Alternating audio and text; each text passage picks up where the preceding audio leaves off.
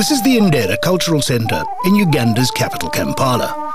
It's where Stephen Wangezi realises his dream, bringing back traditional Ugandan culture, but with a business approach, as that's the only way to survive.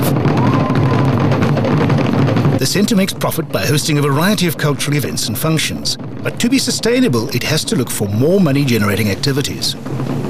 Originally, the purpose was to have an arts centre.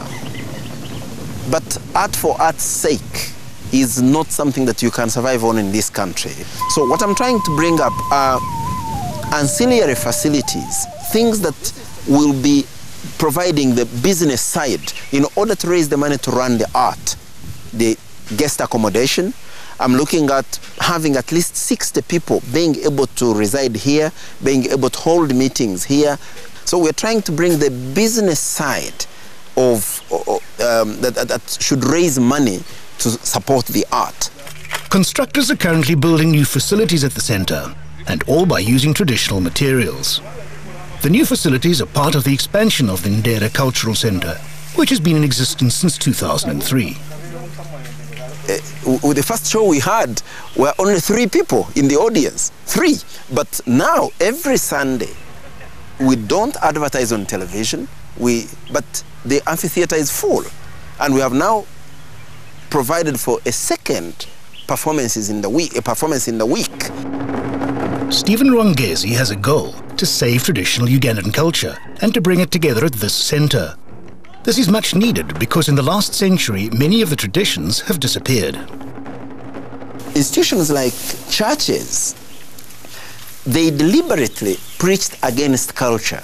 And they told you if you wanted to go to heaven, you played a piano, you sang the Hallelujah chorus, then you are welcome in heaven. If you played the flute, the African version, because unless you played it from the side, but if you put it in front, that makes it African. If you played the drum, then you had bought a one-way ticket to hell. So what I'm doing here is illegal, but I'm waiting for someone to get the courage to come and arrest me. Ndere is not only a cultural centre. Well-known theatre groups form part of the business too, and are known as the Ndere Troupe. Although being the CEO of the centre and the troupe, Stephen is still involved in all the theatre productions. What is a CEO? To me, CEO means Chief Entertainment Officer. But also, if you are the Chief Executive Officer, then you act, you do it, you execute things. It's not Chief Commanding Officer.